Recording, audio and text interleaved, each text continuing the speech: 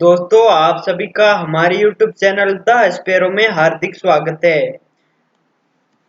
और आज जो वीडियो मैं आपके लिए लेके आया हूं उसका उद्देश्य यही है कि कुछ खास बातें एडजेक्टिव्स के बारे में आपको बताना। तो चलिए शुरू करते हैं वीडियो को। यहाँ पर कुछ एग्जांपल्स दिए हुए हैं जिससे आप कुछ खास बातें एडजेक्टिव्स के बारे में जान सकते हो। सबसे पहला एग्जाम्पल दिया हुआ, ही इज जेनेरियस। जेनेरियस का अर्थ होता है उदार। यह एक एडजेक्टिव शब्द है, यानी कि वह उदार है। दूसरा एग्जाम्पल लेते हैं, she is a kind women. वह एक दयालु औरत है। एक और एग्जाम्पल हम लेते हैं, द वेटर वॉज वेरी पोलिट। यानी कि वेटर बहुत ही विनम्र था। इन तीनों एग्जाम्पल्स में आपको एक खास बात पता चल रही होगी। वेटर कैसा है? विनम्र है। वुमेन कैसी है? काइंड है। वह कैसा है? वह उदार है, जेनरियस है। यानी कि इन तीनों एग्जाम्पल्स में आपको एक खास बात पता चल रही होगी। वह खास बात क्या है, आइए जानते हैं। Description of people and things in terms of their action. यानी कि पीपल या थिंग्स के जो कार्य होते हैं, जो उनके कार्य में एक टर्म्स होती है, जो उनके कार्य में एक कंडीशन होती है, उसको एडजेक्टिव द्वारा परिस्थितियों के अनुसार व्यक्त किया जाता है। यदि आप ये खास बात जान गए होंगे तो आप एडजेक्टिव्स को वाक्य में आसानी से प्रयोग कर सकते हो। यदि हम सिंपल भाषा में कहें तो इसका अर्थ यह है कि जो एडजेक्टिव होता है उसको परिस्थितियों के अनुसार जो लोगों के जो कार्य होते हैं उनकी टर्म्स बयां करने के लिए उपयोग किया जाता है, जो कंडीशन व्यक्त करने के लिए उपयोग किया जाता है। वेटर के कार्य की जो टर्म्स है कि वह पोलिट है। कुछ और एग्जांपल हम लेते हैं,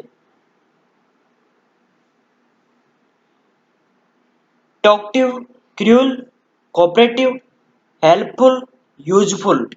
यानी कि ये जितने भी यहाँ आपको दिख रहे एडजेक्टिव शब्द है, ये किसी पीपल या थिंग्स के जो कार्य है उनमें जो टर्म्स है, जो उनके कार्य में एक कंडीशन है, उसको व्यक्त करने के लिए परिस्थितियों के अनुसार उपयोग में लिए जा सकते हैं। जैसे ही इज वेरी टॉकटिव, वह बहुत ही बातूनी है। She is very cruel, they were cooperative, वे कोऑपरेटिव थे।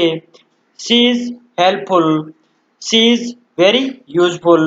यानी कि ये उनके कार्य में जो टर्म्स है, जो कंडीशन है, उसको व्यक्त कर रही है। तो आई होप आपको आसानी से समझ में आ गया होगा कि एडजेक्टिव्स का प्रयोग हम परिस्थितियों के अनुसार एक्शन की टर्म्स या कंडीशन बताने में भी उपयोग करते हैं।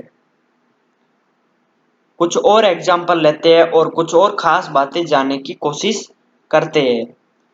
यहाँ पर लिखा हुआ that is an old house. यह पुराना घर है। The Olympic stadium is big. Olympic stadium बड़ा है। इन दोनों एग्जाम्पल्स से आपको कोई खास बात मालूम हो रही है? जी हाँ, मेरे हिसाब से हो रही है। वो खास बात है, ध्यान से सुनिए। Features that will last a long time और विल नॉट चेंज, अर्थात परमानेंट। यहाँ पर लिखा हुआ फीचर्स। यदि इस फीचर्स में हम एस को हटा देते हैं तो इसका अर्थ होता है सुविधा। लेकिन यहाँ पर यदि हम एस लगाकर फीचर्स कहते हैं तो इसका अर्थ होता है विशेषताएं। यानी कि विशेषताएं जो लंबे समय तक चलेगी और चेंज नहीं होगी, अर्थात परमानेंट रहेगी। यानी कि पीपल या थिंग्स में कोई ऐसी विशेषताएं है जो लंबे समय तक चलेगी, चेंज नहीं होगी, परमानेंट रहेगी। तो ऐसी विशेषताओं को व्यक्त करने के लिए हम एडजेक्टिव शब्दों का प्रयोग करते हैं। जी हाँ, परिस्थितियों के अनुसार ऐसी विशेषताओं को व्यक्त करने के लिए एडजेक्टिव्स का प्रयोग हम करते हैं। यहाँ पर जो स्टेडियम है ये यदि लंबे समय तक चलेगा अर्थात इसमें कोई परिवर्तन नहीं होगा तो यह बिग होगा अर्थात यह बड़ा होगा। कुछ और एग्जाम्पल लेते हैं। टॉल, ओल्ड, गुड, रफ का यहाँ पर जो मीनिंग है वो है असभ्य, यानी कि वह असभ्य है।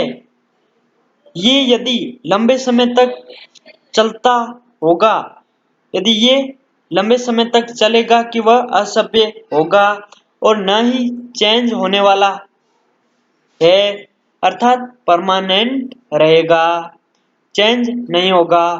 तो ऐसी विशेषताओं को हम व्यक्त करने के लिए एडजेक्टिव्स शब्दों का प्रयोग करते हैं। जो विशेषताएं लंबे समय तक चलेगी, जो विशेषताएं परमानेंट रहेगी, जो चेंज नहीं होगी। अगली, रेड, हैवी।